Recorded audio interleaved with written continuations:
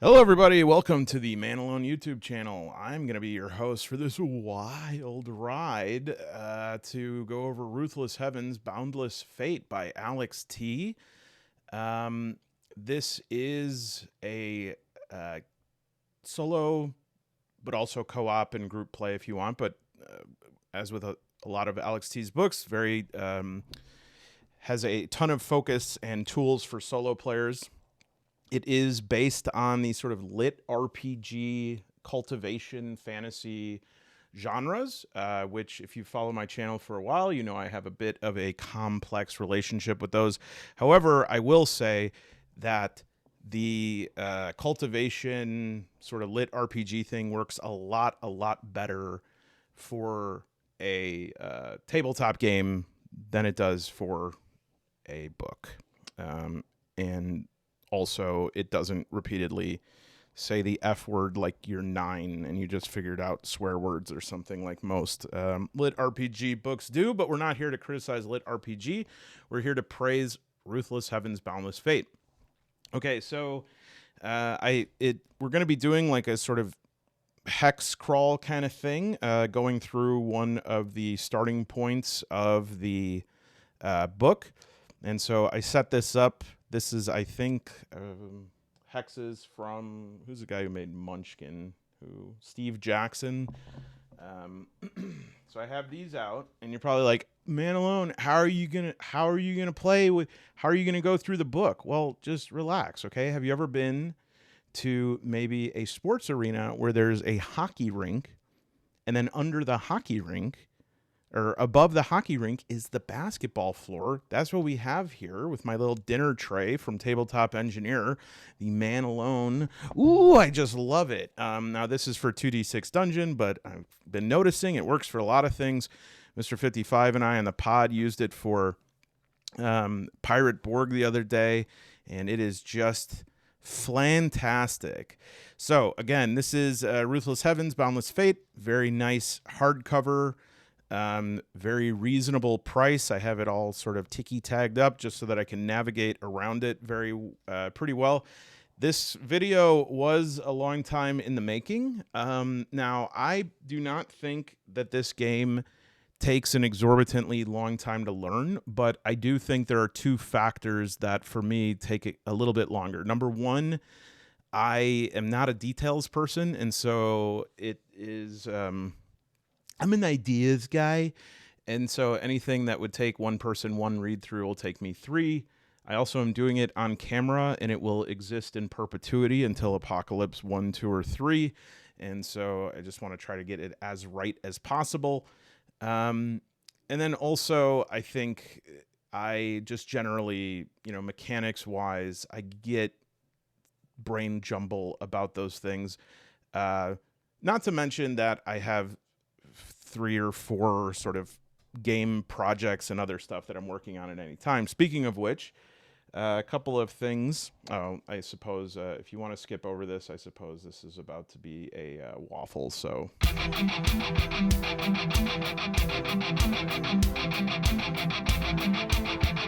Okay, so picked up a couple things recently. This was a definite impulse buy by Jonathan Frixelius by Frix Games. Isn't that nice? Oh, by the way, I think I made it so I could zoom in just a teensy bit. Let me see if this works. Yeah, that barely works, but it's cool.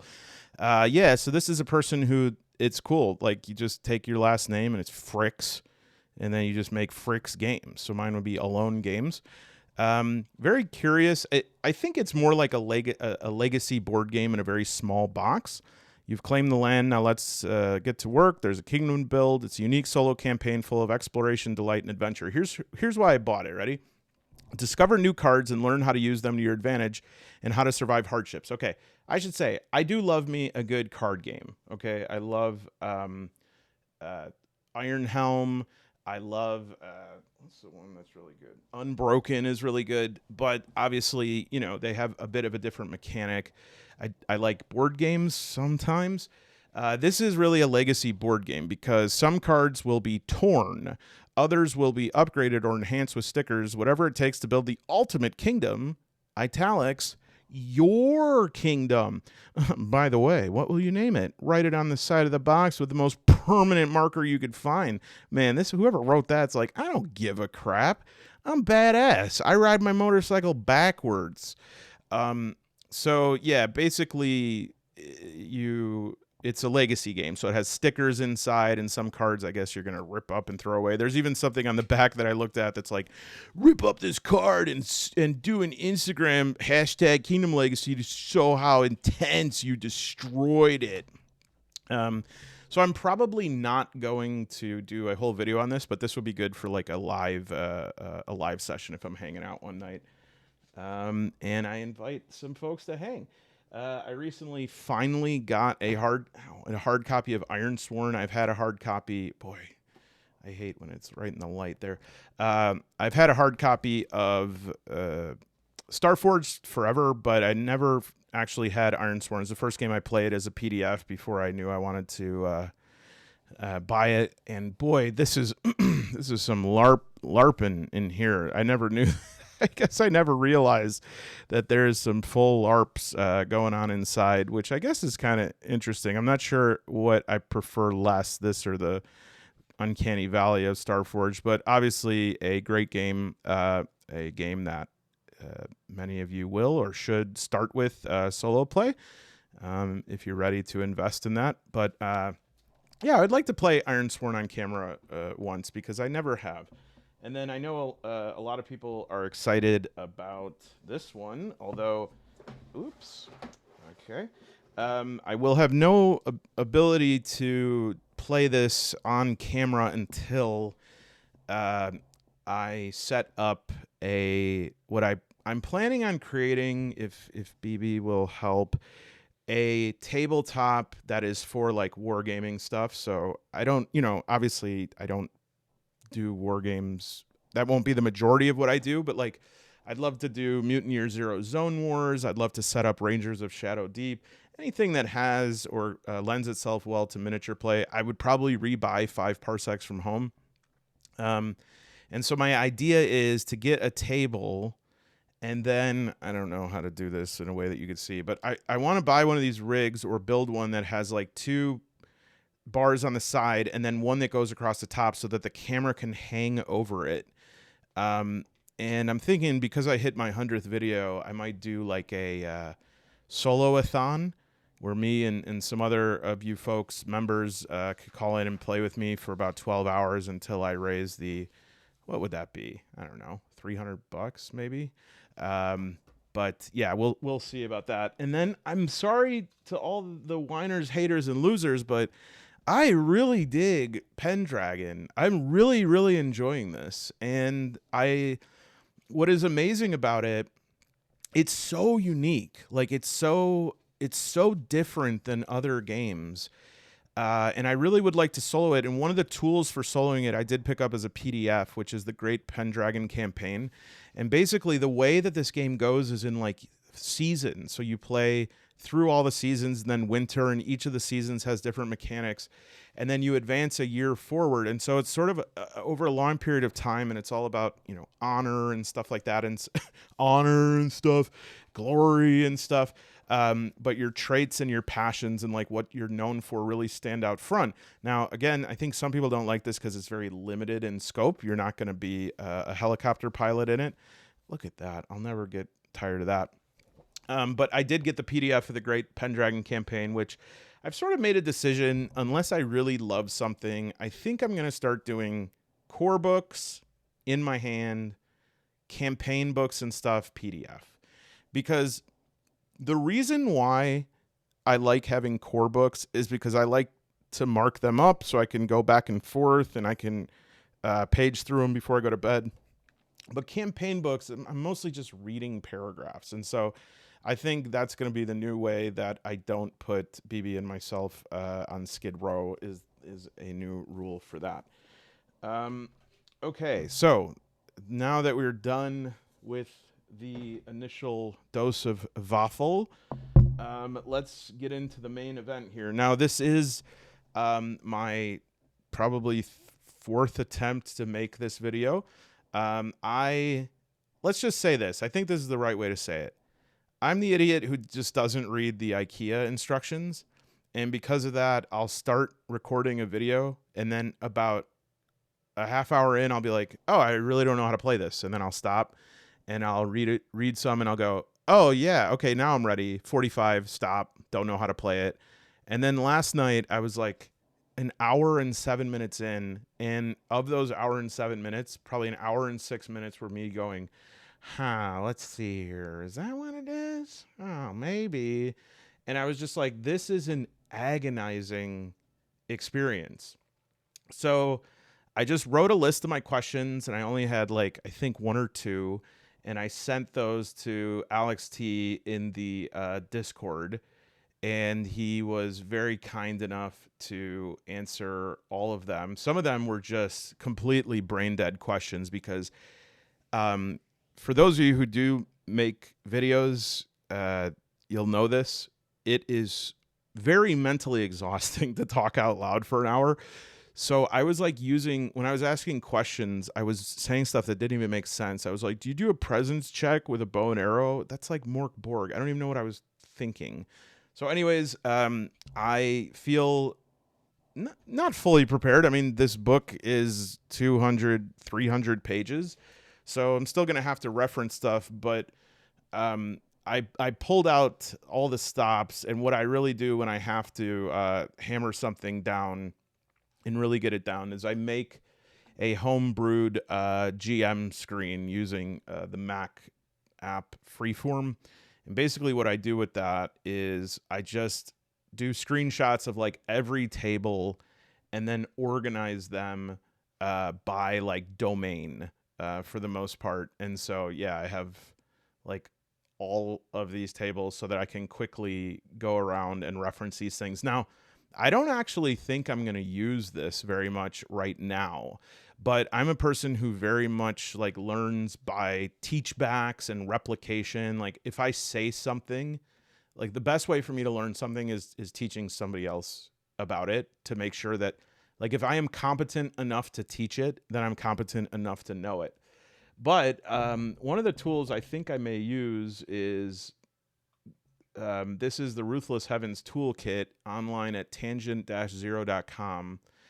And this has, obviously this is not exactly a GM screen, but it has so many awesome, like quick things you could just roll up here and adjust. Like, okay, I rolled a 1, I have a fumble. What kind of armor do I have? I have light armor. Okay, well, this is a random item falls from your bag, etc. So I think this will be a really good quick tool.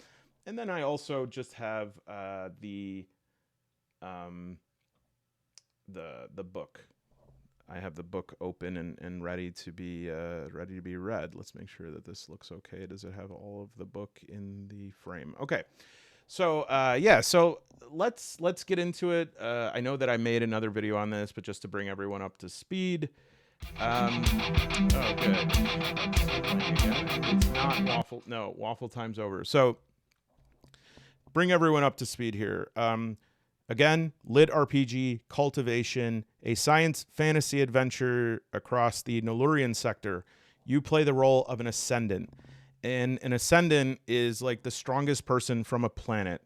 There is a very powerful empire called the Ruthless Heavens that is, a sort of expansionist galactic empire that once they come in contact with a planet, they're sort of drafted into this system of growing stronger, okay? This path of ascendancy, which is the act of improving oneself via cultivation, as well as the sphere of influence of the Ruthless Heavens. So most factions in the book are like aligned with the Ruthless Heavens just because they're so indomitable. And essentially, well, the only ones that aren't are called the engineers, who prefer like science to sort of soul ethereal power. There's some key terms here. Araco is the measure of how deeply you're connected to your lineage. You are an ascendant, also referred to as a cultivator, who choose to walk the path of ascendancy by choice or by circumstance. Their sole focus is improvement of their path and their personal rise to power. So this is important. As an ascendant, I am probably superior to every single other person on my planet other than other ascendants, but I am an initiate. All right. So it's kind of like somebody's a high school quarterback and then they go to college and they're like third string, and then they start drinking Miller Genuine Draft, and then Tammy, you get Tammy pregnant, and by junior year, you're not on the team anymore, and plus you have that ACL thing. So as an initiate, even though that's the lowest level, I no longer need to sleep. I only need to meditate an hour a day to settle my soul. I could withstand the vacuum of space for an hour, and I have a lifespan of 200 years. So though, like, on my planet, I'm not just like a normal person. I am Billy Badass. And that, again, that is like sort of the cultivation piece of this. Leveling is going to happen very fast, especially at first. And building like a rapid ascension of power is part of the game. And what is awesome about this game is that it is made for that. It is made so that as you increase in power, the game scales, but it scales in a step ladder format. Okay. So what I mean by that is, as you rise, you will start to be like dominant. And then at a certain point, you'll pass a threshold, and the, difficulty rating that you're going to roll your dice against is going to rise. And the combat, as your competence level grows, right? Like your power, whether that's through your stats or if you have special weapons, as that grows, you are also going to scale up the enemies. They are going to become stronger. And so even though you get the absolute joy of just becoming totally OP, the game climbs with you. And if we look at the stats, okay, my character is Jorma. I've decided that Jorma is going to be, at least for this year, I want all my characters to be Jorma. I love saying it. It's a combination of jorts and jam and mama. It's a strong name. Okay. It's familiar enough. Like each of us know 5 or 6 Jormas, but it's also exotic in its own way in that none of us know any Jormas. I'm going to be a human. And then just in honor of my grandfather, who had the nastiest, most epic toots of all time, I'm going to be a plague shaman. My lineage is swift, which means I got a power up to, I'm able to like jump really high or really far. And you can go about setting up your character 2 ways. You could take 72 points and distribute them, but I've sort of had a revelation in respect to that, in that I don't, especially when I'm making videos, I don't want to do that anymore. It gets me stuck in the session 0 too long without enough session 1. It sort of like burns out my motivation to play, because I've like spent this time trying to tweak my player stats. And when it comes down to it, you're just not as smart as you think you are.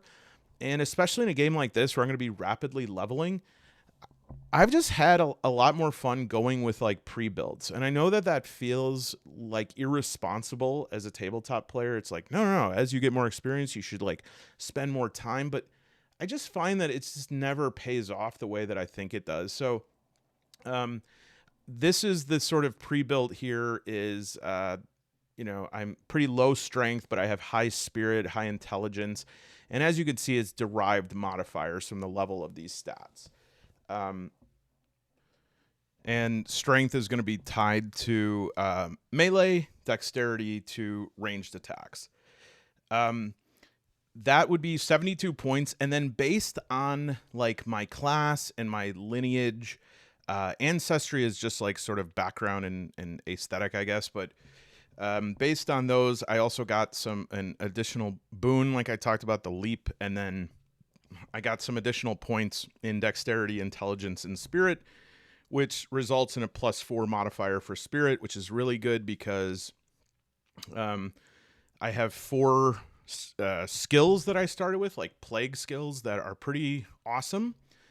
And a lot of times, like to try to assess me or read me, there's going to be a lot of people who are rolling saving throws against my spirit rating, which is like, I've got nothing but school spirit over here, so they're going to suffer and die. Background-wise, I rolled up that I was devastated early in life by the effects of a war on my planet, and when Ruthless Heavens arrived, I was pragmatic. I didn't jump to fear or resistance. I listened. I was totally empty. My family was killed. It was all I could muster. Everyone else was panicking, and over time, I was like, you know what? This system is of ascendancy. It makes just as much sense as anything else, and so... and I put this cursed Earth, which I shouldn't because I'm not on the planet Earth, but whatever, home planet. And so I became a dedicated student of the path.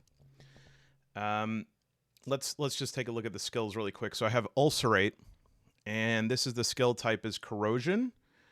It is a combat skill, and description wise, it's 5-round duration, counts as 1 standard action, 20 meters, and it targets 1 creature. Now, it's a little hard to read the effect here, but the target must pass a fortitude saving throw against my spirit or receive a bleeding condition in which we roll d4 every turn to see how much it takes from them. So that's the ulceration. A creature affected by ulcerate cannot be affected by it again until the condition's removed. We have Thag's weakness. Duration is d6 plus 1. 1 standard action, can target 2. The target must pass a will saving throw against my spirit check or become cursed, and this curse is their attacks are -1. I should say, and the using skills is something that is I don't have to roll for that, so that would be automatic, but we'll talk about that. Essentially, based like what under usage, if it's ever flowing, it goes constantly pulsating, is once per combat, and then celestial, which I don't have, are once per day. Then we have melt flesh. This is also going to do a curse. They're going to, again, do fortitude saving throw against spirit, and if they fail, it causes them to lose 2 HP per round, and they become dazed. And then I have cleanse, which removes a condition, and leap, which was based on my swift lineage, which I think also gave me, a +1 to my dex. But this doubles my distance and height.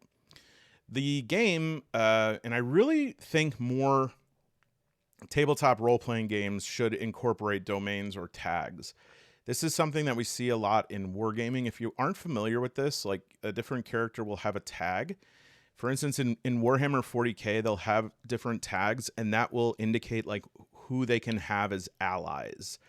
And tags are a good way of organizing things to say, okay, like, can your character use this weapon? Well, do they have the exotic weapon tag? No, then they can't. And that's just a good way to say that rather than having to list out for every single weapon, like what the deal is. Now, as you could maybe see from my domains here, I'm not going to have very strong weapons.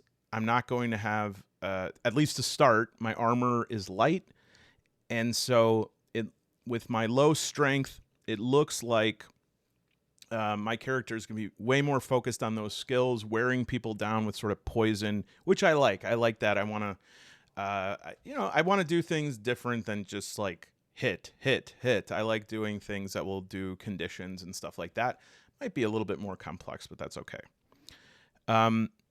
So this is essentially what I'm working with here. I have a 0 for fortitude save, +1 for reflex, +1 for willpower, and my total aura is 76 again, because I have those 72 points I started with, plus those modifiers from class and lineage, 24 hit points.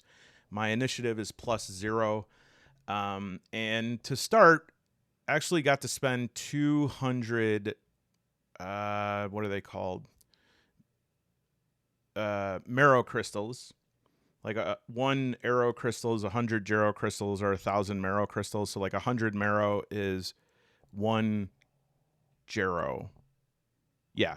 And so I started with 2 Jarrow crystals, and I just bought, oh, that's wrong. I have 43 marrow crystals left. Because you start with 200, and you just go through and kind of do like a supermarket sweep shopping. So I didn't have a great deal of capabilities in terms of weapon and armor. So I got a quarterstaff, which is a D6, but if you hold it in, if it occupies both your hands, it does a bludgeoning D8. I got a light helmet, leather armor, just basic, going to increase my defense rating. And the helmet is only going to reduce my perception checks by 1. Essentially, everything that has to do with defense rating is going to be summed up at the beginning when we see whether or not a hit has occurred in combat. We're not going to be subtracting like armor from how many HP or anything like that. It's just going to be, did we get a hit? Yes. Okay, then let's subtract however much HP we are going to subtract with that. I did get picked up a dagger. It was cheap, and it does have a throwing mechanic, just in case I find that I need to like have any sort of long range attack. The backpack is. This sounds so weird. The backpack is incredibly OP because you get 10 gear slots. Heavy stuff takes up 2 slots. Nothing you're wearing takes up any. And then you add a backpack, it adds 20 slots. Now, I'm not even supposed to have it occupying a gear slot here, but I am, just to demonstrate this. But now it opens up this whole backpack. There's also pouches you can get that give you, I think, 4 or 5 additional spaces as well. And then I also bought a belt, which gives me space to hold this stuff on my belt. And when I want to use anything that's in my belt, I don't have to use a standard action to use it. I could just pull it out and use it. I don't know if this is allowed here or if you have to equip stuff, but I'm going to put my dagger there. So yeah, this is, again, I think that you could look at this and say, wow, this is like way too much to start the game with or whatever. But again, we're just going to get we're going to have a whole bunch of treasure and stuff because this is all about powering up. And so we have to keep that in mind. This is not a game like Morkborg where you're going to start with, a bucket helmet and your grandfather's femur as a weapon. And then I want to just admit in front of God and everyone that every single playthrough before this one, I referred to this as the special bag, and it is spatial. So sometimes you just need to be honest. So let's take a look really quick at how combat works just to review that. Okay, so attack roll is just going to be like a skill check. I'm going to roll D20, and I'm going to add my attribute modifier, changes depending on the weapon. So for the bow staff, I'll use strength, and the dagger I will too, except that if I throw the dagger, I will use dexterity. And then instead of comparing the final roll to the target number, I'm going to use the target's defense rating. And again, if it equals or exceeds the target's defense rating, then it scores a hit. And if it scores a hit, we're just going to determine damage, roll the weapon's damage. So it'd be a D8, let's say. So 6. And then we're going to add the attacker's strength modifier. Mine is a -1, so that goes down to 5. Or if it's dex, if they're wielding a weapon with finesse trait, or spirit for the ardor trait. Add any other bonuses due to skills, magic items, or class abilities, and then deduct that from the defender's hit points. A successful attack always inflicts at least 1 point of damage. I like that. When the monster NPC reaches 0, they're dead. When a player character reaches 0, they are unconscious and must roll on the injury table, which we'll have a way to deal with that because we may not have a companion. Dual wielding is a thing. It increases your defense rating by 1 and damage dealt by 1, but all attack checks are with a -2. I don't fully understand that, I must admit. So, Alex, if you're seeing that, it would seem to me that dual wielding would decrease my defense rating because I don't have a shield. But maybe it's like parrying or something.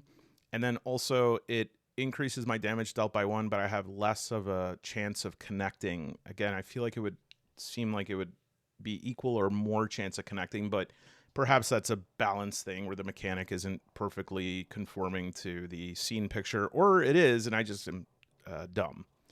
Only weapons with agile can be dual wielded. You could have a weapon in one hand that's not agile, as long as your second dual wielded weapon has agile. Unarmed is D4. Ranged attacks that are too close are rolled with disadvantage, and if a character's prone, attacking them gives you advantage. There's all different kinds of attacking. For my bow staff, bludgeoning caused mainly by crushing weapons ignores 1 point of defense rating, which is really nice. If I roll a 20, it's a crit, and there is different crit tables for each type of damage. So if we look up bludgeoning, there's all different ones. And if you roll a 12 on any of these crit tables, you get to roll on the inspiration table, because it's just like you smash someone's head in and then you're like, I feel inspired. I feel so inspired that I'm going to roll a 3. I don't know what this will be. So will I say I'll roll a 3 on my inspiration table. Sorry, is that making anyone sick? Okay, increase a random attribute by D4 for D4 hours. Cool. If you get a fumble, has a variety of effects. The character with no armor rolls a D4. Character wearing light armor rolls D6. That's how much it's modified depending on what armor you're wearing. And again, that is something that we can calculate here. So if I say I do a critical hit and I'm bludgeoning, I feel refreshed. And if I fumble and because I'm wearing light armor, you drop your weapon and must spend your next turn recovering it. Okay. Yeah, and then there's ultimate skills. I don't believe I have any of those yet. Skill table to roll up on. And let's see, what else we got here? You could do soul attacks. When a character wishes to impose their aura, they can do a soul attack. This is a standard action. You have to choose if you want to stun, daze, intimidate, or knock out. You make a standard spirit check. You compare the aura of the attacking character. Oh, okay, so here's what I wanted to also say about combat, and I should have done this. I actually ran out of stickers, not because it's like, oh my gosh, this book has so much, but I just had very low sticker supply, I suppose. Okay, so I'm comparing to the defense rating, but the defense rating will go up, or shall I say, yeah, if we go to the bestiary, the character's defense rating, the Cinderwing Worm, it's a pretty big bad dude, let's zoom here, has a defense rating of 17 plus TL, and TL is threat level, and the threat level is determined by my competence. Okay, so my competence is equal to my player level, plus if I have such as like something like a legendary weapon that might add a +1 to it. And again, this is to keep things balanced. So like right now, my competence level is 1, and so the threat level is going to be 1. But as that threat level goes up, it multiplies their defense rating, their fortitude saving throw, their HP is 12 plus 5 times the threat level. So if their threat level is 5, it would be 12 plus 25 being their HP. And you see in this way how it's going to keep scaling to keep presenting this constant challenge. And I think that's really cool. Lots of loot and gear. And as soon as I get other domains, I'll have a wider selection of stuff that I will be able to get. There are, what would this be, 20? It's a D100, but I think it's like 1, 2, 3, 4, 5, 6, 7, 8, 9, 10, 11, 12, 13. So it's 13 plus 12, 25. So there's 25 domains. And one thing I'm going to look up really quick is progression. Just make sure I explain that right. Okay, I might have found an errata, which I hate saying because it sounds like erotic, but skills can be upgraded via leveling as explained on page 60, but this is page 60. Luckily, I'm a super sleuth, and I think I found it on page 104. God, what's wrong with me? Why wouldn't I just send an email? I'm sorry, Alex. We just had a conversation in Discord too about people that are like, actually, and here I am doing it, but maybe but you know what? I bet you I'm wrong. I bet you I'm wrong, because I have never been correct about something that somebody who has a organized brain, like I've never pointed out an error of somebody who has an organized brain. I've always been wrong. So just remember that. I'm incorrect. All right. Character progression on page 106. Alex. Um, so everything has a rank. Each rank's divided into 10 levels. If we look at the character sheet, we have a rank for the character level, soul level, lineage level. Character level goes up with essence, soul level, radiance, lineage level, Araco. I feel like soul should go up with essence, but I'll stop there. Okay. And so to go up, a player character cannot increase their character rank until they first increase their lineage and soul ranks. So that's sort of the upper limit. And a character at the peak of their current rank will stop absorbing any essence until they have managed to break through to the next rank with their soul and lineage. And the following table amount of appropriate resources for a character to increase their rank. So level 2, we need 100. And we need that for lineage and soul. And even if I get my character rank up to 100 essence, it just stops until my lineage and soul catches up. The difference, so all of them have the same ranking. The difference is that the lineage and soul only progress via the consumption of natural treasures or concoctions. They're more difficult to find. So that is sort of a cap on it. That we'll see how that does as a cap. In order to consolidate their gains, they must meditate for 24 hours per 100 resource points of any type gained. Otherwise, the advancement doesn't take place. So it's, I guess, like hitting a save point. Furthermore, essence must be consolidated within 24 hours of gaining it, or it dissipates. Dang. And then we can meditate on page 156, which I'm actually going to look up in the book right now so that I don't keep going back and forth, just so we get this all down.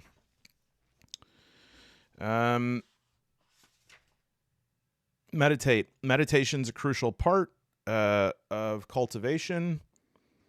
Without it, an ascendant cannot consolidate gains. Furthermore, meditating can grant benefits just by itself, centering one's spirit and aligning intent, desire, and beliefs. In order to properly meditate, a meditation check is required. Make a spirit check. Yeah. To determine the depth of your meditation. If I get a crit success, you enter a state of deep tranquility, gaining advantage on willpower saving throws for the next 24 hours. Success, I assimilate all the experiences. Failure, I'm unable to focus and I gain no benefits. And crit failure, you're overcome by negative thoughts, self-doubt, causing you to have disadvantage on spirit checks for the next 10 hours. Movement and character speed, by the way, while I'm here, if I'm walking, it's equal to my dex. Running, dex times 2. Swimming, dex. Climbing, dex divided by 2. Long jump, strength divided by 2. And high jump is strength modifier, but that will probably be different.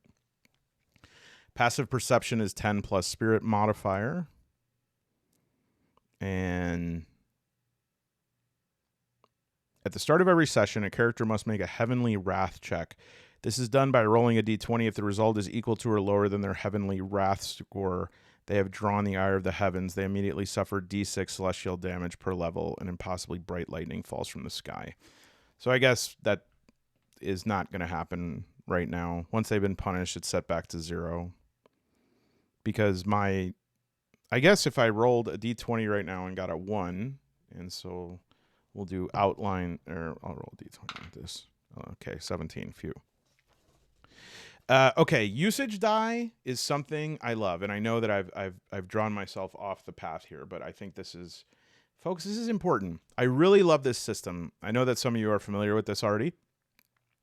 But a usage die is a really cool way of like abstracting something that can run out. So let's say we do ammo. You don't feel like tracking like bullets of your submachine gun.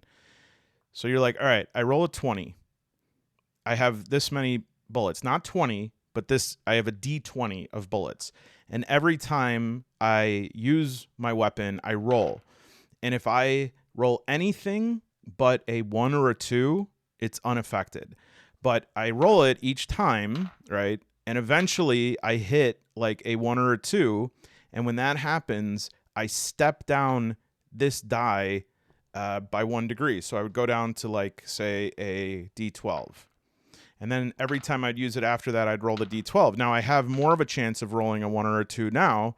And when I do that, I'm going to go down to a D10 and the same, right? Until I roll a 1 or a 2, then a D6, then a D4. And if I roll a 1 or 2 or a D4, I'm out. So depending on the level of usage die that you start at, it'll be faster that you run out of something. Okay. Back to reality. Oops, there goes sanity. So we get essence every time we defeat a creature. A defeated opponent grants 50 essence per threat level. So that's what we're going to get at first right now for a while. 50 essence, 100 at 2, 150 at 3, and so on. And these are further modified by the creature's difficulty category, which with elite enemies granting double.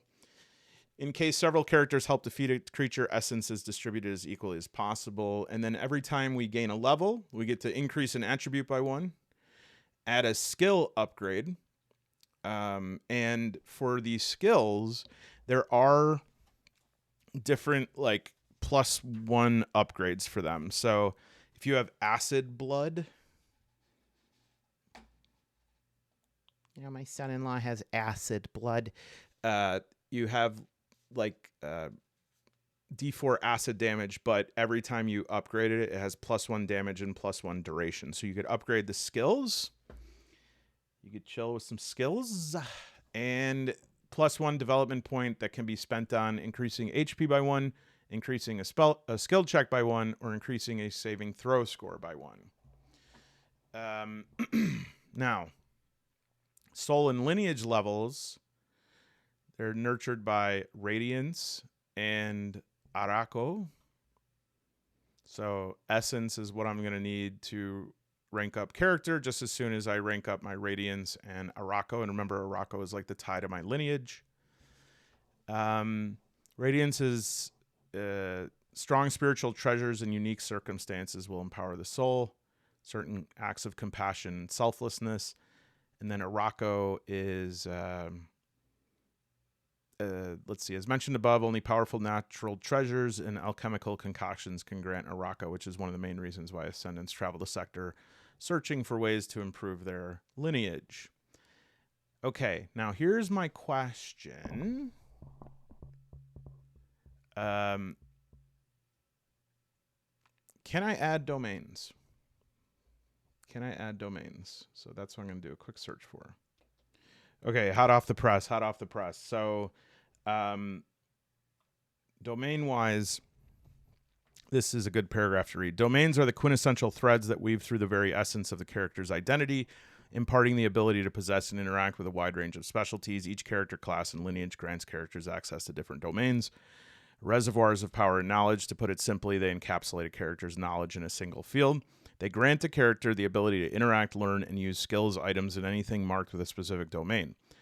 Characters attempting to use an item or skill marked with a domain tag that they don't possess are simply incapable of doing so, and trials in other places marked with a specific domain tag only grant access to those characters in possession of the same domain. So again, this is why I think the domain tags are really cool, because that's a really great way in more sprawling role-playing games to, like, limit a character, stop them from going into something that doesn't work for their character or isn't going to be appropriate for their character type or whatever. Now it says, through trials, missions, and tribulations, Ascendants may earn additional domains, each representing a layer of mastery. As these domains accumulate, characters unlock the potential for synergies and gain access to items and skills tailored to their specific expertise. Domains are not merely classifications, they're the very fabric that binds a character's journey, offering both a roadmap to specialization and a canvas for individuality. And I should talk, like, individuality is a big part of this game. Even when you, like, have a skill, your Ascendant skill is going to manifest differently. And so we want to think about, if we meet another Ascendant, sometimes we'll just meet them and it'll be like, sup. But sometimes they'll want to square off. And if they have, like, also have ulcerate, their ulcerate's going to manifest differently. Additionally, as we go up in level and we increase our let's just say broadly, like our abilities, we are going to have our appearance is going to go up.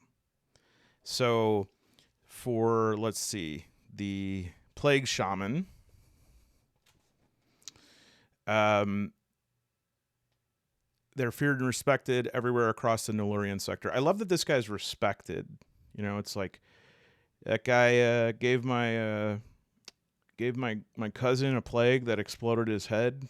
Didn't love that, but damn, do I respect him. I also love that he's wearing like a grandma sweater.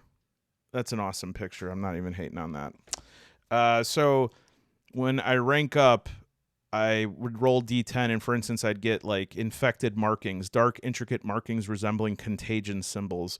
This is Nurgle. I love it. This is Death Guard. Manifest on the Plague Shaman's skin when using their terrible skills. These markings may shift and crawl like living entities, adding an ominous touch to their appearance. This is the stuff that role-playing's made of, baby. And you see that, like, I have the starting domains here. It also gives me starting saving throws, recommended attribute scores, additional attribute points, and skills. And in addition to the domain, or I'm sorry, the hell is it called? My class. I also have my lineage, which was Swift. If we want to take a little kooky look at that, Yeah, so characters with swift lineage are blessed with agility and reflexes, granting them the ability to dodge attacks, move with lightning fast speed. They're masters over their own bodies and can use their abilities to outmaneuver their enemies. So at initiate level, I get +1 dex, and then I get the boon of Moonstrider, which is tapping into the cosmic energy flowing through my body, allowing me to perform incredible feats of movement. I gain access to the leap skill. But what I'm still unclear about is how do I add these domains? Domania. Folks, we got it. Domain shards can be found for like rewards when you get Valor marks, which are the currency that Ruthless Heavens uses to reward actions of those they feel deserving. So with the domain shards, like if I hold, it's not a physical thing, so I can't hold it in my pants. It's not like I could have a shard in my pants. I can't shard my pants, but I will be able to use that to add a domain. And then we have these natural treasures that are going to increase Araco and Radiance. And so like a Dragonstone Heart, a Phoenix Feather, a Serpent Scale. Now I'm curious, is like how often am I going to get these, or am I going to get locked up and unable to advance? Only one way to find out. I say we do the damn thing and we play a little bit of an introductory, introductory thing here. Now, Seeker's Hollow, who has a very good series of 3 videos, already did one of the, I don't necessarily want to call them introductory, but because there's so many, from this book alone, there are so many different scenarios and stuff that we could do. They did, let's see.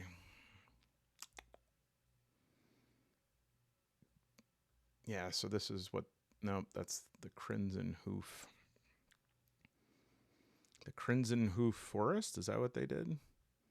Okay, so everybody starts in Euros, which is sort of the de facto capital of the sector. You can always use a teleportation thing to go here. These teleport things are very useful to allow you to fast travel to places. It's kind of like the webway. It's not a fixed location. It moves across the sector. It's a creature. It's about 100 kilometers long. It's built on its back. And so while I'm there, I can go to the core of the city where there's a government, the market, where I can pick things up. The ridge is a scenic overlook where maybe I can have some romance. The Hollow, the lowest, most hidden district, it's a realm of the city's outcast. And while I'm there, I can get a place of my own, a room of one's own. And when I do that, I can actually get like a land in the capital that I can upgrade, build structures on, and build an empire, which that is really awesome in terms of replayability and ongoing campaigns. So I don't know if we're going to start in Euros or in the interest of time, because we're already at 50 minutes, if we're just going to get into it. But I do believe that, let's see here. Newly arrived, perfect place to find leads and opportunities with all the trials, the hunting grounds, divine decrees. So we're going to say that we were in Euros and we did like the, hey, I'm new here, it's the first time. And yeah, Seeker's Hollow did the Crimson Hoof Forest, I believe, because I know that something they fought was the Arcane Warrior. So if we see Arcane Warrior, then that is, yeah, Ancient Warrior. So what we're going to do instead, because literally there's only their videos on it and one of mine, which is not a good video. So you could do trials, you can do hunting grounds, which are more freeform, and you could do divine decrees, which are more campaigns. So these are introductory of each of these. I'm going to do the trial here. I'm going to do Irakos the Forge, just to diversify the YouTube content.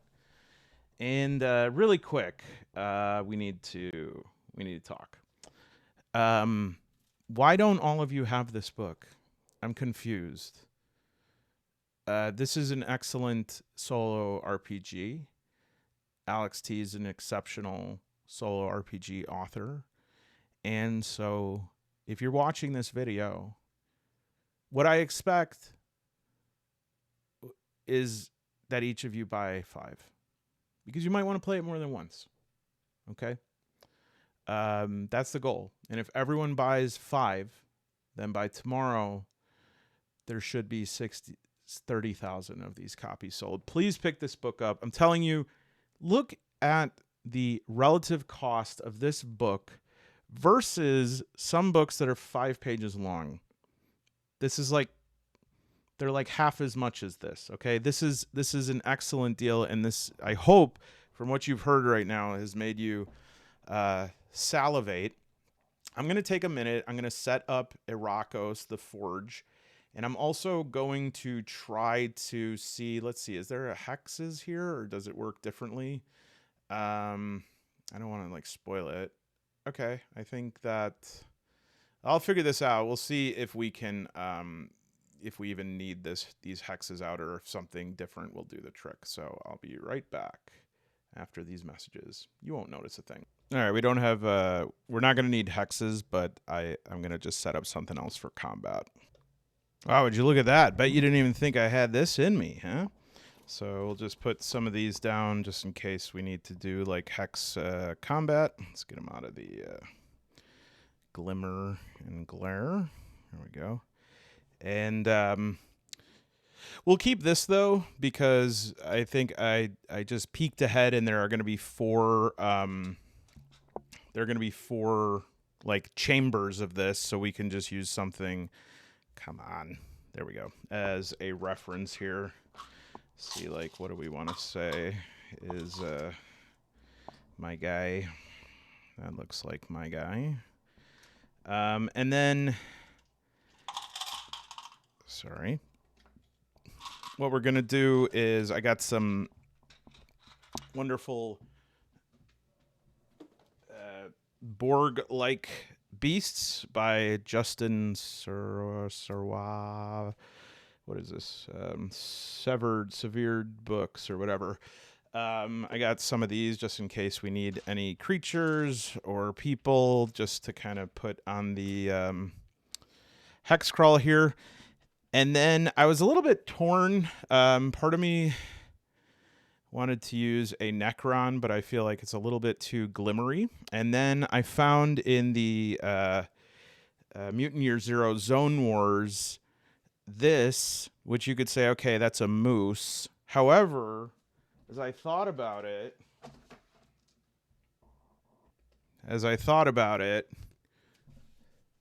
look at that. Come on. And then I also have like the quarterstaff. Pretty good, right? Let's do it. So we'll use that for my guy, and just on the board here will represent. Well, okay. There's a little chompy chomp there. I guess we can just have maybe just my arrow will do the trick. Why don't we use something that's not? Oh, you know what we'll do to represent? We'll use Gene Hackman. So we'll put Gene Hackman, and so we're gonna go 1, 2, 3, 4. All right, sound good? Let's do it. And then just in case, because it is like science fantasy or whatever, if we run into, I'll just use some generic sort of, keep some generic sci-fi dudes on hand if we need them. Not too worried about it. Just like, making it special. Okay, so I'm actually, just to kind of maximize our space, I'm going to keep my book to the side and we'll take a look. We'll go through it in the PDF. And let's see here. Okay, so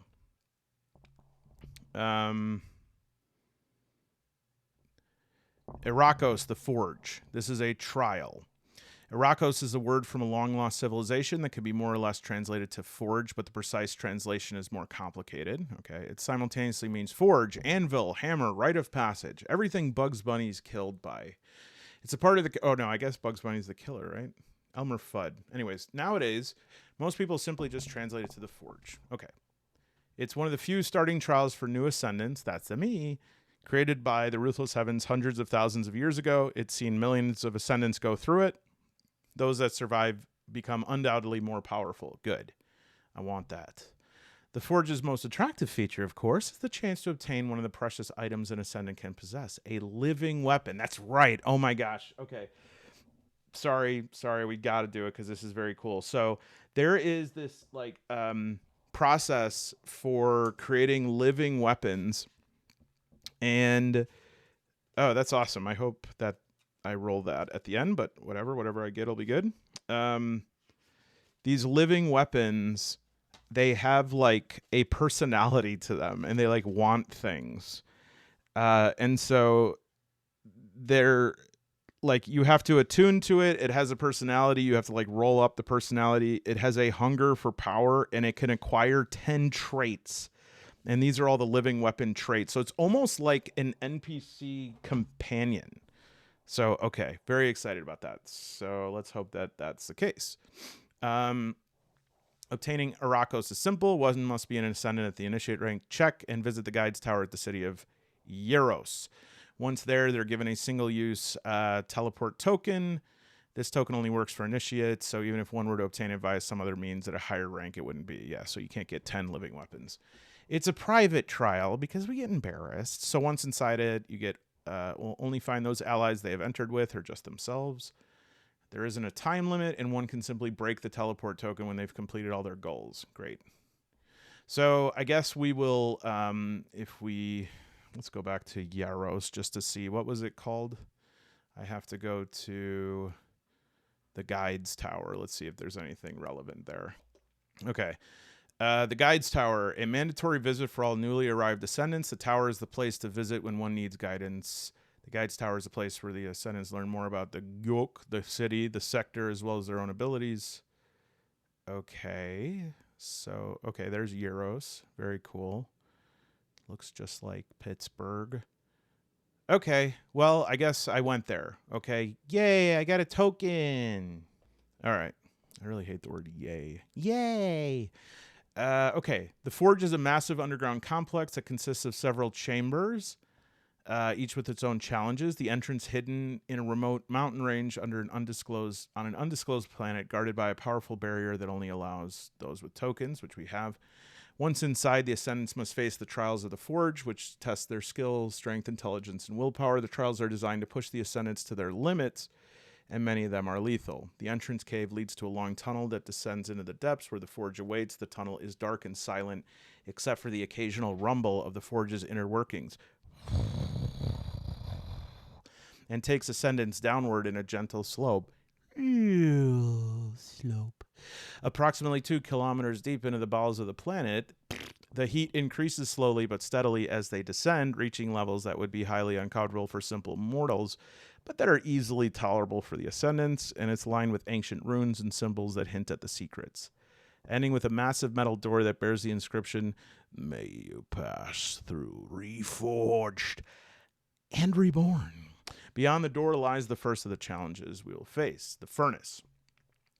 The furnace is the first chamber of the forge, where ascendants must endure the scorching heat and the fiery attacks. The chamber is a large circular room, dome ceiling, metal floor. Walls and the ceiling are covered with pipes, valves, vents, which molten metal, steam, and fire occasionally burst out.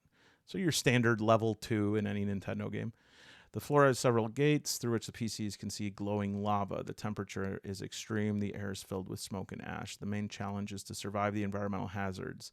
Characters must make a standard fortitude saving throw every 10 minutes or take D4 points of fire damage.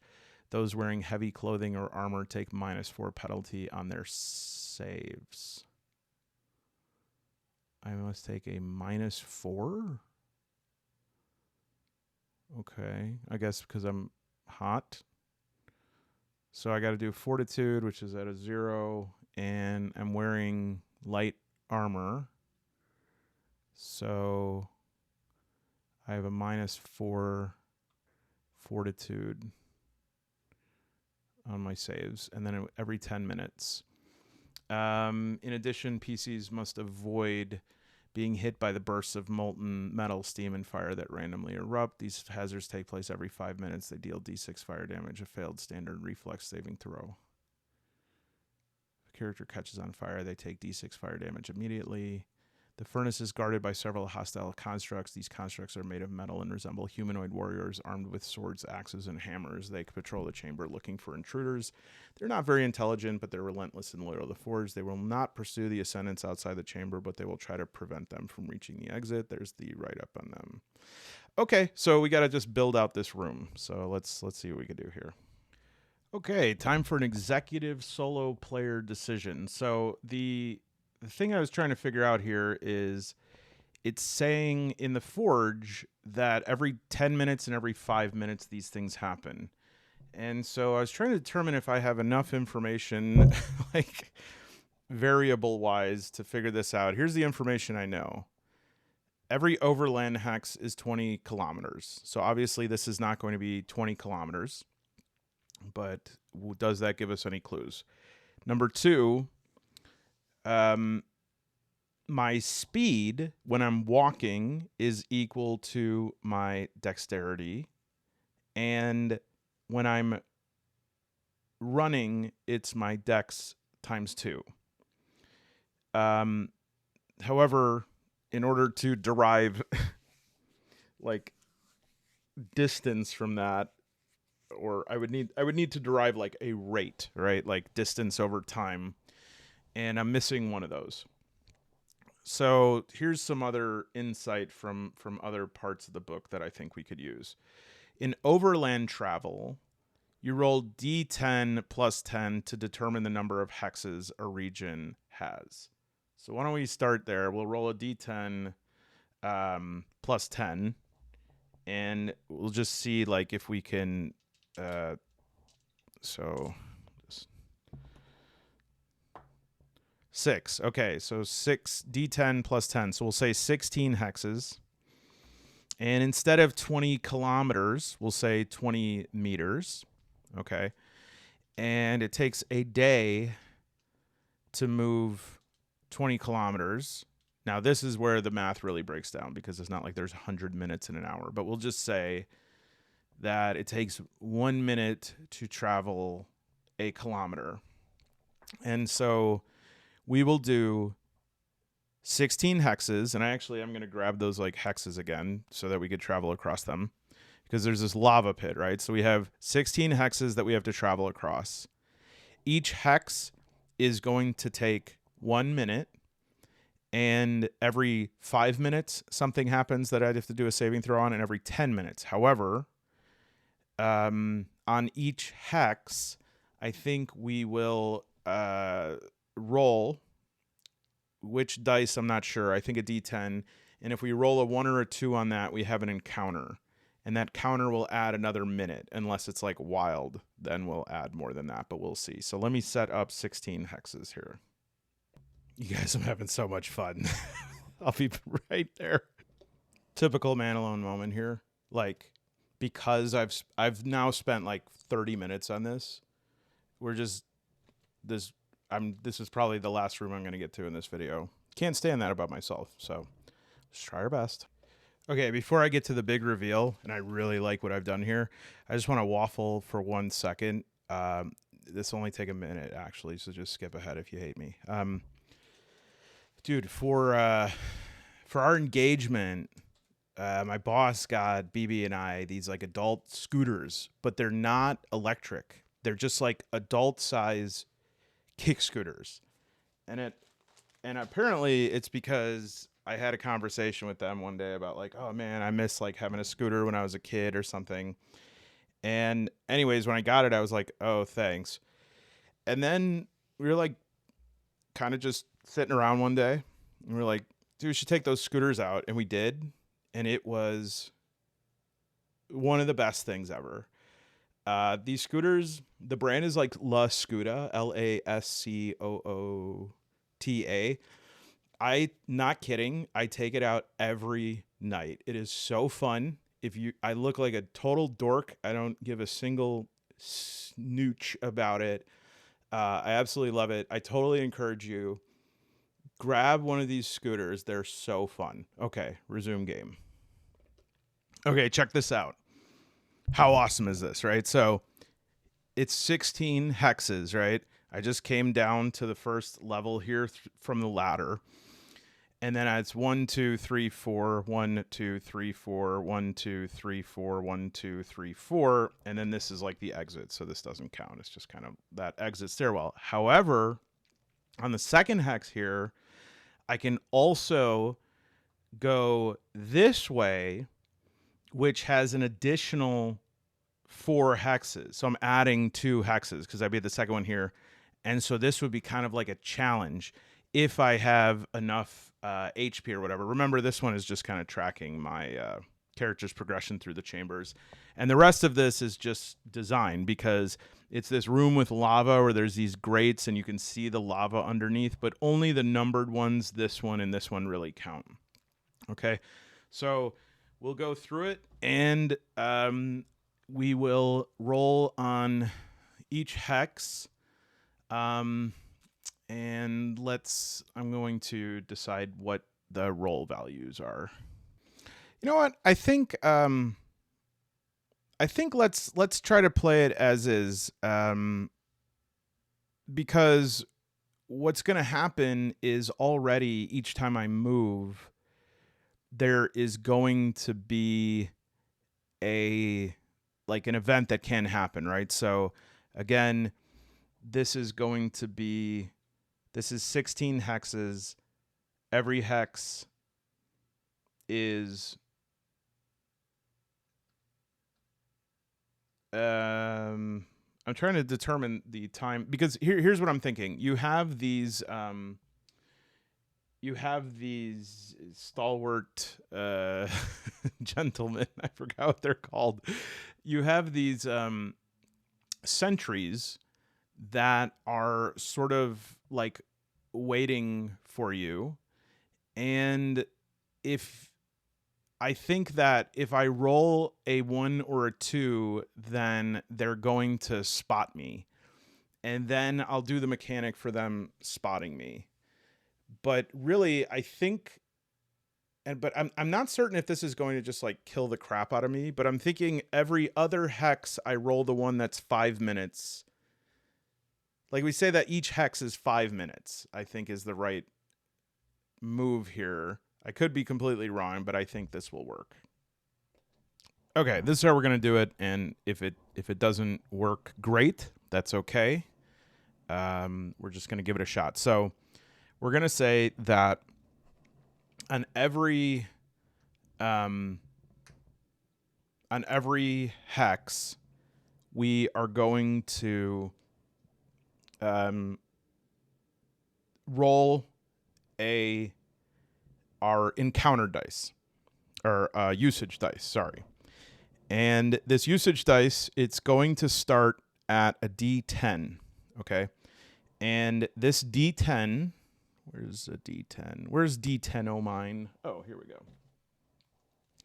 This D10 usage dice, if it hits a 1 or a 2, then we will say that these constructs, okay, if it hits a 1, then this construct is going to move closer. And if it hits a 2 for troll, even though that's an orc, then this one is going to move closer. 1 hex closer, 1 or a 2. Also, the usage die is going to go down from a D10 to a D8 to a D6 to a D4. And if it goes down to a D4 and hits a 1 or a 2, it doesn't matter. Like, that I have to face both of them at the same time, regardless of where they are on the map. Okay. And then because we have 16 hexes and we have one thing that we have to check half as often as another thing, I think the best way to do this would say we'll just divide it by 2. We'll say every 2 hexes, I have to check what's this one? These hazards take place every 5 minutes, and they deal D6 fire damage on a failed standard reflex saving throw. And so my reflex save is a +1, and we're going to say that one has a target number of 10. So I'm going to roll a D20 against a 10 with a +1, and if I roll equal to or over 10, then I don't get hit by the fire damage. But if I don't, I get hit, and that's every 2. And then on every 4th hex, I will roll that, plus I will roll the fortitude saving throw one, just like from the heat. All right. And in fact, so that they're like not aligned perfectly, so that we don't deal with both of them at the same time, I'll say that it's going to go, we'll be on the 1st hex right here, and I'll do the first fortitude saving throw, just so that it's 1, 2, 3, 4, and then every 2 I will do the other one, so that I'm not rolling both of them on every 4th. Okay. Now, if that didn't make sense, screw it. Just come along for the ride. All right. Now let's get this usage dice here, and that will be rolled each time just to check in on whether or not our constructs are going to move closer to us. And so right away, I'm going to do a heat check. And this, if I take it, it's going to do D4 damage. Now, it says that wearing heavy clothing or armor, I'm going to take a -4 penalty. But you know what? I think I'm going to ditch it. I think I'm going to take it off, because I definitely have room to hold that armor in my bag. And if I wanted to put it on, I could, using a turn, if I come in contact. But I'm not taking...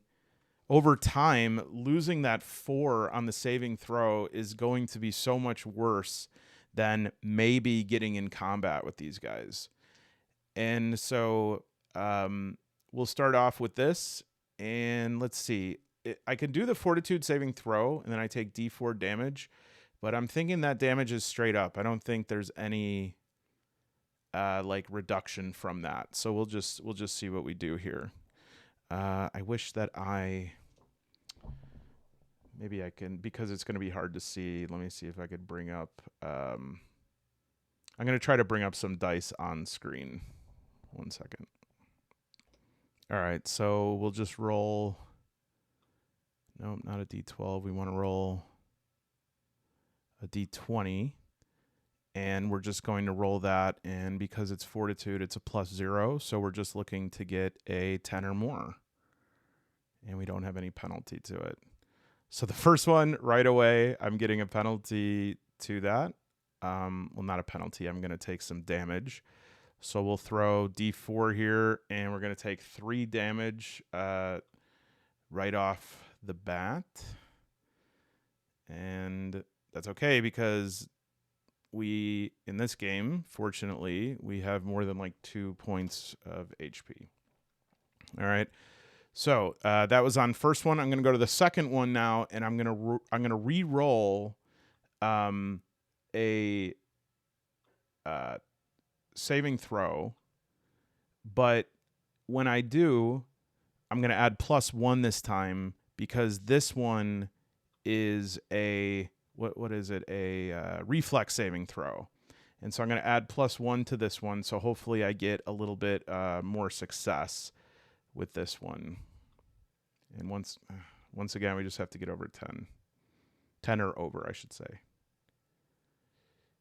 Yeah, okay, so 10 + 1 is 11, so we're good on that. And, oh, you know what? I haven't rolled my usage dice, okay? So I have to roll. Will give me a pass for the first one because I just got into the room. I didn't wake them, but let's roll one for the second hex and for the third hex here.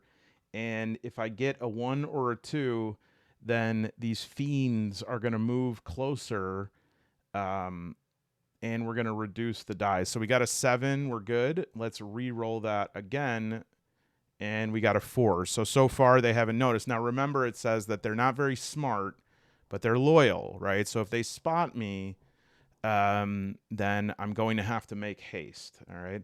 So I'm going to go into the fourth hex now, and because this one we're going to have to do the every other, this is going to be the D20 + 1 over 10. Come on. Nice. Okay, so another 12. We're safe there. And once again, we're going to roll the D10 to make sure that we haven't aroused any suspicion. Why can I never pick the right one? Yeah, okay, so 7. So we're good. So we've completed the first 4. I'm going into this one now. Now remember, because it was 1, 2, 3, 4, I have to re-roll again, and this one is for the fortitude saving throw, so I don't get that bonus to see if the heat gets at me again. So this is straight up greater than or equal to 10 and a 6. Okay, so that means we are going to have to roll the D4 again, which I will constantly hit a D8. 1. Nice. All right, so hit points are going to go down to 0. And you know what? I don't like hex crawls, but I'm liking this right now, and let me tell you why. Because stuff like this is getting me used to the mechanics of the game, and it's getting me more comfortable in that. And yes, of course, I would like to be thinking about my character's motivations and meeting people and getting into palace intrigue and all that. But right now, I need to do reps. I got to do saving throws. I got to do attribute checks. I got to do combat, etc. So we're going to keep doing that. Okay, so now we're going to go on to the second hex here. And just so I can keep track, it's we checked here. 2. And we're going to have to check again. Why don't we check with the D10 right off the bat here to see if we need, and one of these days I'll click the right one to see if we need to lower the die again. And I do. So 1. So that means that this fellow over here, they're both the same thing, but they're just represented with different pieces. So he's going to move closer to me, and it would be like the line of best pursuit, right? So we'd probably say right here. And also because of that, we have now moved down to a D8, all right? And so from now on, we're going to do those checks on a D8. But we also have to do 1, 2, 3, 4, 1, 2, and then it goes right. So we're gonna have to, and I think I'm going, yeah. We're gonna do a D10. No, not a D10. We just did that. We're gonna do a D20 to see, and I get a +1 on this one. Nice. Okay, some good luck there. We're going into 3. We're gonna re-roll the D10. Oh, nope, I'm wrong about that. I need to roll a D8, of course, what I just said. So let's roll a D8. And no 1 or 2, thankfully, so no further pursuit. And that's a good thing because this guy is right here. We're going to move into this one now, and let's roll that beautiful bean footage, that D8 again. We're safe. and a D20 plus 1. Yes, I'm having great luck with this. Great luck. All right, moving here a little further away from this guy. That's really good. We're going to roll that D8. Good. We're safe from anyone moving closer to us. And now I believe 1, 2. Okay, so 1, 2, 3, 4. 1, 2, 3, 4. Right. We got to roll that D20 now. I'll just roll it with the D8. We'll roll the D20, and we have no attribute increase. It's 0, right? Because we're doing a fortitude saving throw for the heat. And so, okay, good. I thought that was a 1, but thankfully it was a 7. And so I did not pass that throw. And so because of that, we're going, I think this is the same one that's a D4, right? This is the one. No, this is the one that's every 10 minutes. Yeah, so that's D4. I haven't had as good of luck with that one, unfortunately. But thankfully, it's just a D4. Let's see if we can escape. Good. Another one. Very lucky rolls right now. Maybe those at home are thinking I went ahead and hacked the system. Now, we have to look at this realistically, though. My character is getting toasted up a little bit, and I have to be conscious of that. Even though my HP still reflects it, he's probably getting pretty distressed at this point, and I think that's important to remember just from a characterization standpoint. We're going to move into the second hex now, and this one, once again, we'll roll that D8 to see if we have any movement closer to us, and a 2, right? So this guy's going to move 1 closer here, and now we're down to a D6 with that check, and so that's getting pretty risky, and we're going to roll the D20 plus 1. Good. Nothing there. We're on the 3. We're rolling the D6 this time. They just don't look right from the top. I don't know why. No 1, no 2. Please. Good. 4. And it should seem that mathematically I should have like a hex off, right? But I guess not. Because no, I do have. This is one that I have off because the next one here. Well, let's see. I'm on this one. Just keep track. 1. Okay. 1, 2, 3, 4. 1, 2, 3, 4. 1, 2, 3, 4. So it'd be the 1, and then the next one here. Right now, I'm going to have to roll the D20 without any help again. But I'm also going to roll that D6. Oh no! Okay, so let's see. What's the decision here? Let me think. So I would say no. He's not on my hex. He's not on my hex, but he is touching.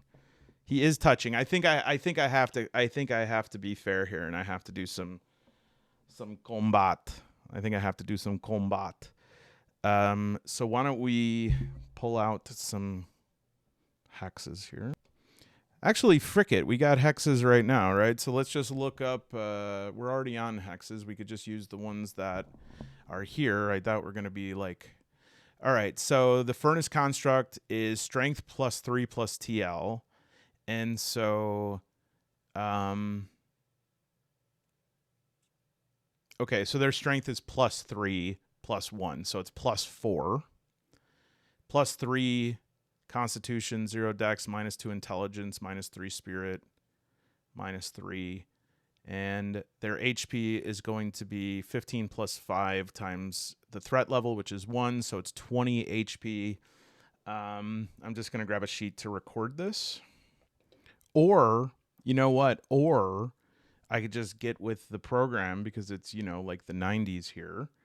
And I can just record it on freeform here. And that would be a lot easier. And I can bring my... dice up to the top. Let's move that over here.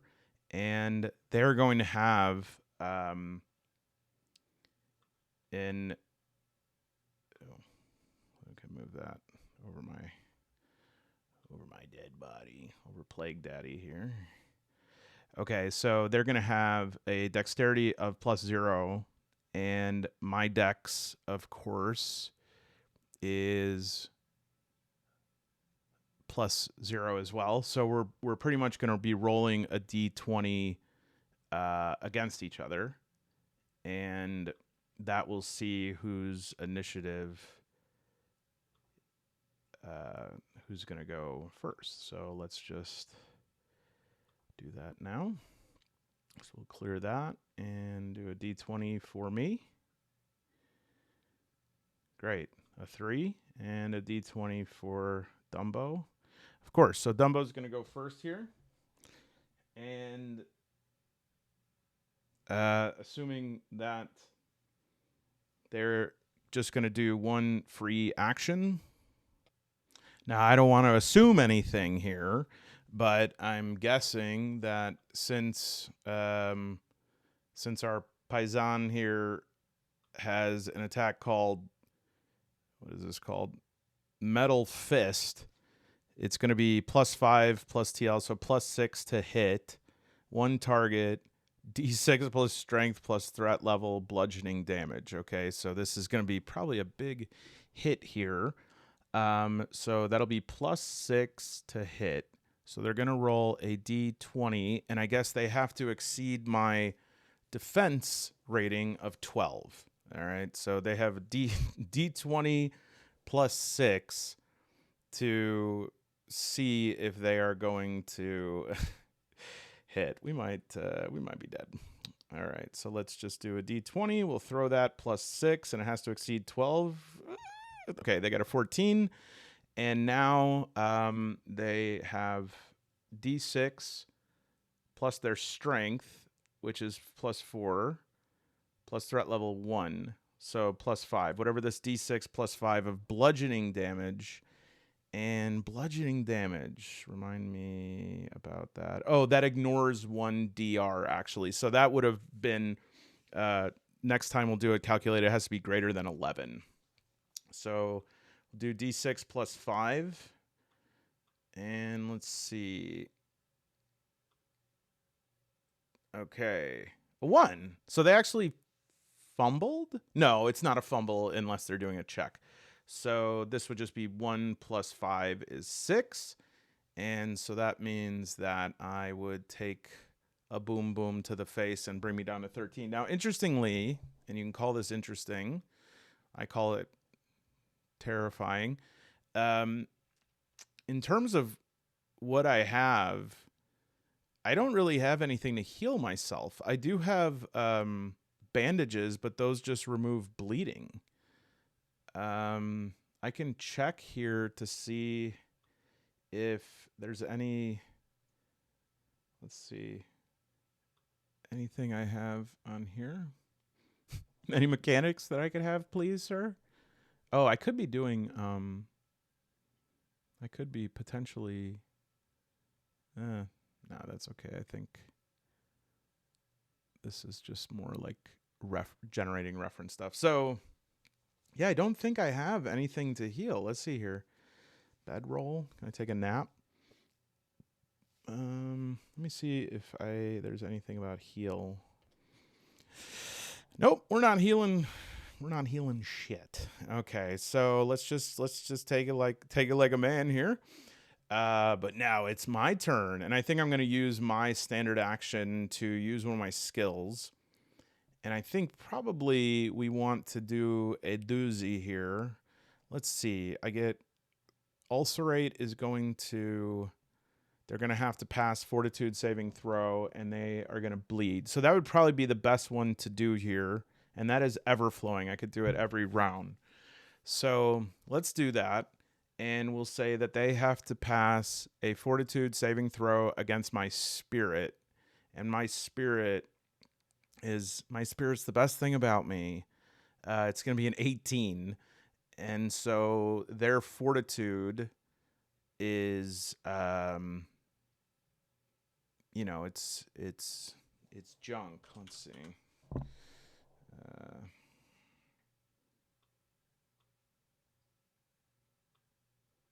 Oh, darn it.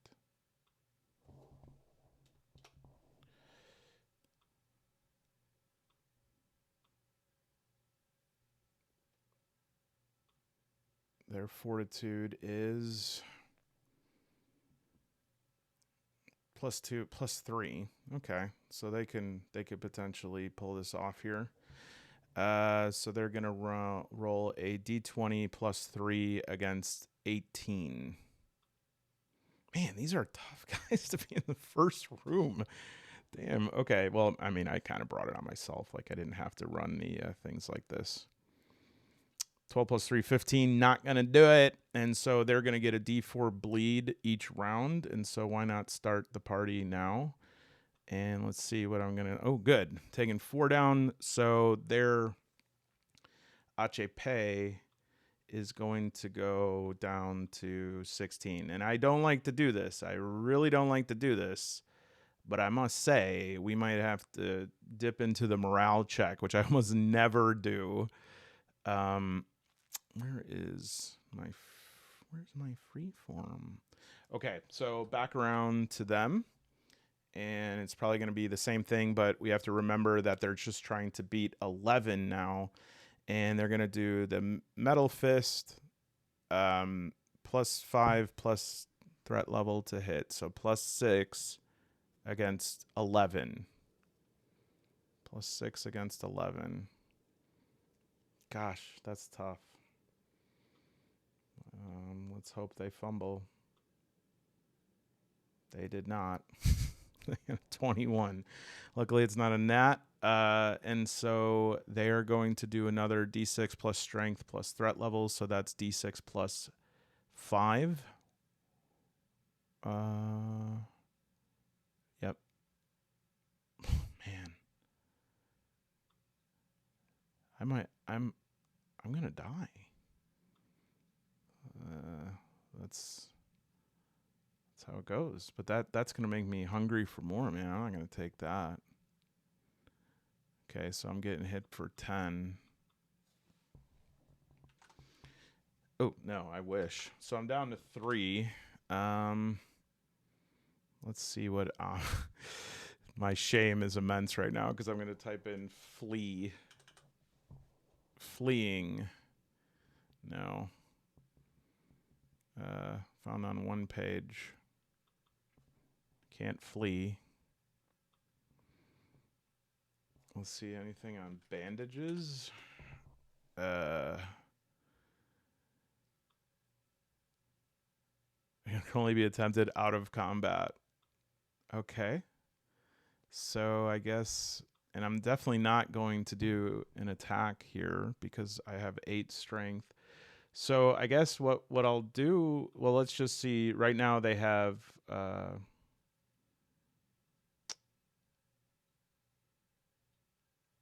my question is, was D4 the amount of rounds that they had bleeding? So I received the bleeding D4 condition.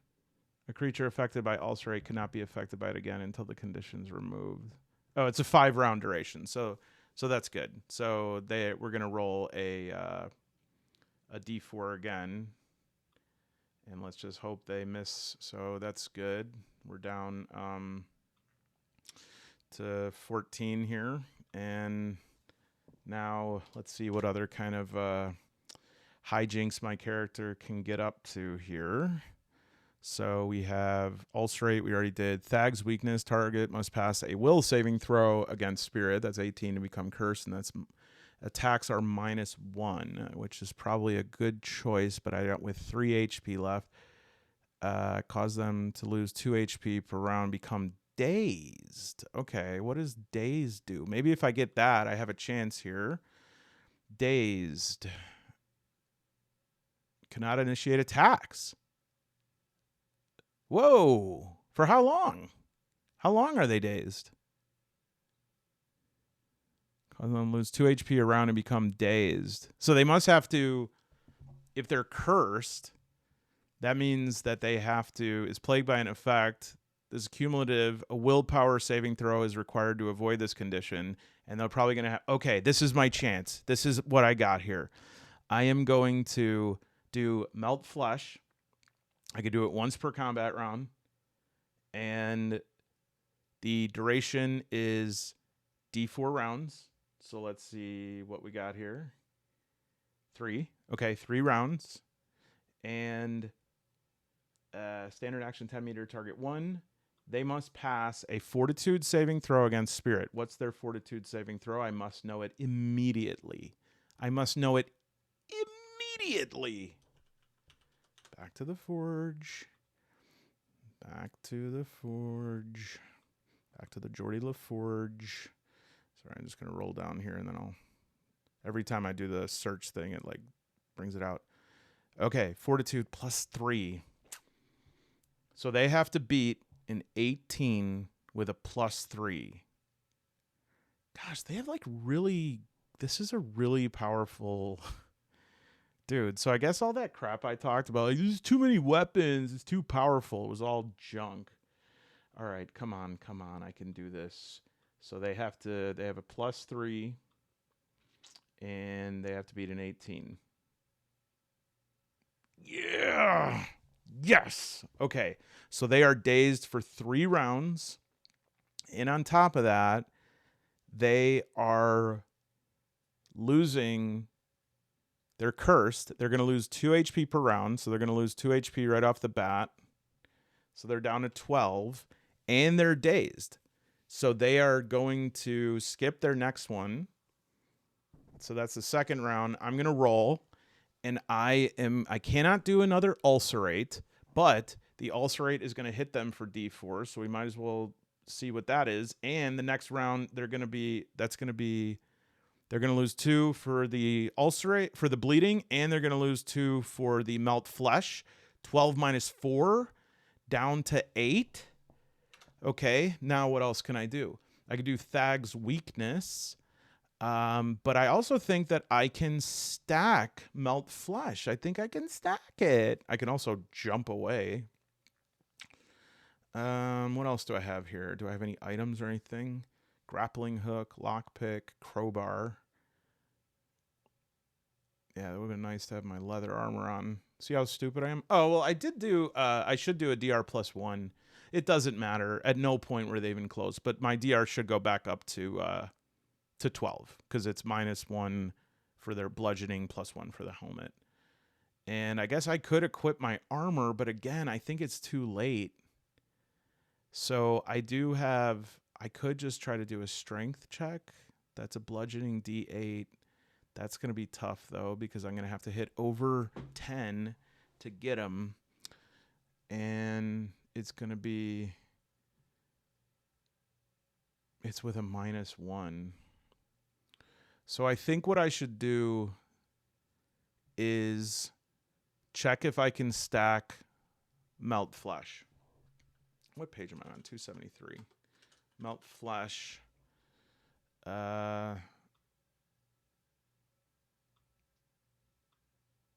Okay.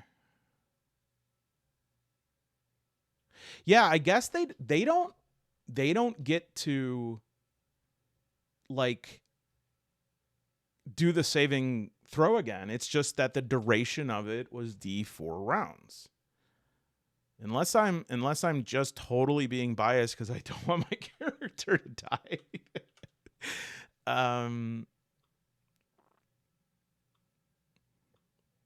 Cursed. Characters plagued. This is cumulative condition. I want to do it again.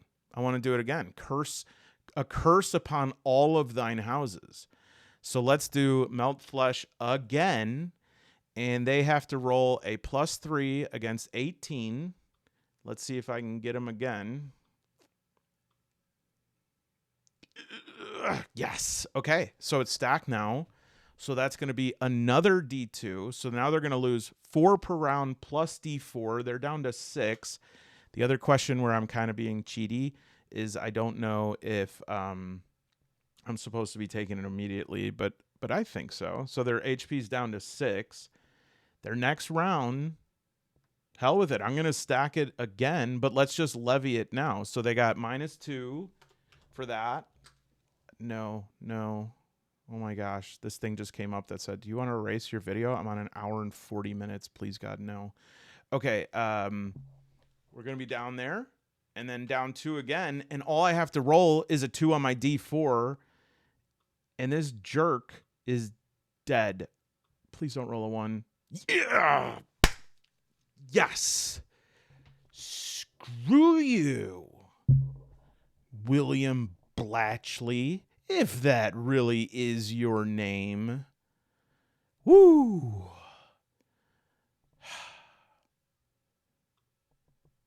That's why I don't go out on a Friday.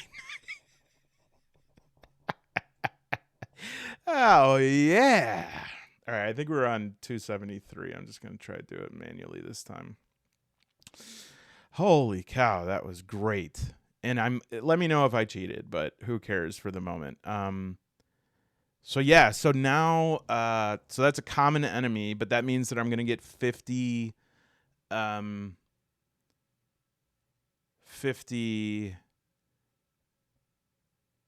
essence. Yeah, I get 50 essence. So that's pretty awesome. Do I get any loot? I want some loot. How do I know if but now I'm screwed because I got to keep going through this thing. Can I rest? I guess if I rest, then I have to like let this guy keep rolling. Okay, current max HP is 24. So that means my healing rate's a D8. A character recovers a number of hit points equal to their healing rate after a full day of complete rest. No way. So I guess the only way I'm going to get out of here with my teeth is if I roll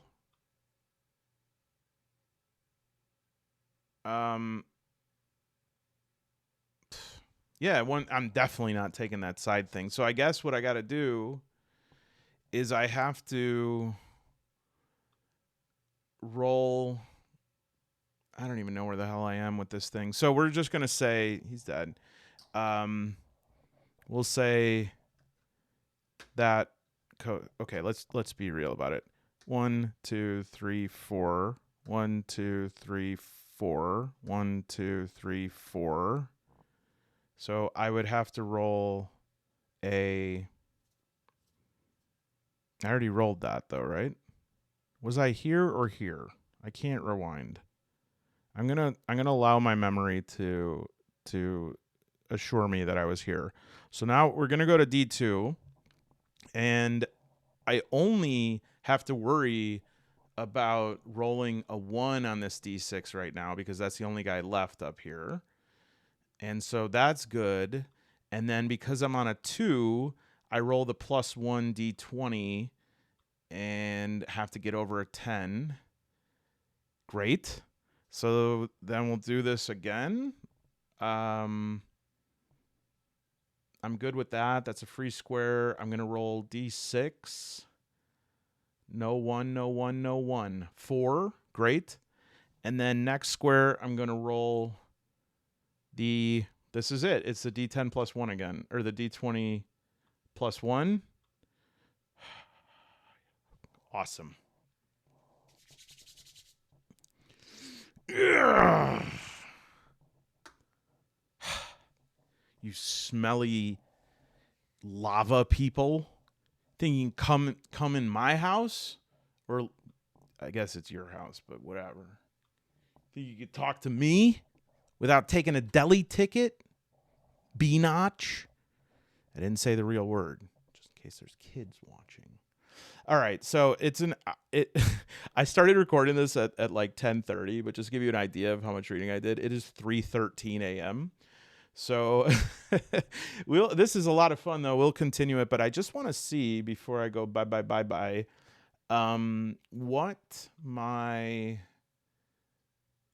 the next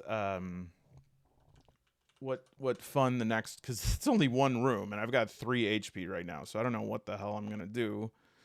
But let's see here. Maybe I'll get some advice from the Discord. All right, so we got through that. And the Forge, the second chamber, the Forge, where ascendants must prove their knowledge and wisdom by answering the riddles found here. To the surprise of most ascendants, is a large library with a high ceiling marble floor marking a stark contrast. The walls are filled with shelves, books, scrolls containing the secret lore of the forge and the world. The center of the chamber is occupied by a huge statue of a hooded figure holding a book and a lantern. The statue is the voice of the forge. Hello there! And it poses riddles to the ascendants, one question at a time, until the right or wrong answer is given. Whoa, I don't want to look at the answer. So I will lead off there. Great playthrough. A little bit more involved than I usually do, just because this is a little bit more involved book. So I did pause a couple times, which is not usually my style, but I definitely think it was worth it because I had a hell of a time. I hope you did too. I hope you pick up a copy of Ruthless Heavens, Boundless Fate, because it's an awesome game. And we really do want to support creators like Alex, who are just putting so much good solo goodness in the world. And so Gene Hackman will proceed to 2. And maybe next time I play, I can print out the tokens for the members. If you've stuck through it this long, why not stick through it for good? For only $3.99 a month, you can listen to the Man Alone podcast. One episode every week, at least, with me and friends. Mr. 55, BB, who's coming back in a very short amount of time.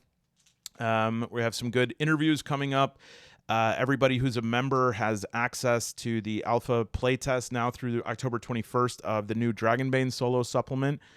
So that's like a 32-page preview PDF of that. And most importantly, BB is almost I'm acting like she's building it brick by brick, but we're just trying to figure out how we want to set this up and what we want to do about it, because I definitely don't want to be involved in moderating stuff. But we're going to set up a Discord. So at even the $199 level, we'll get access to the Discord if you're not willing to yet part with that. But again, for the podcast, it's $3.99 a month, or you can beat me up and take it from my cold, dead hands. But I'll tell you who does not have cold, dead hands. JORMA. You know why he's called that? Because it's Jorma, your mama, your mother, right in your face. I don't know why I was yelling at the people who watched my video at the end. I mean, I was saying in your face to fate. It wasn't kind. I have to be kinder. But I was excited. Not perfect, but you shouldn't yell at your viewers, especially if you want to become members.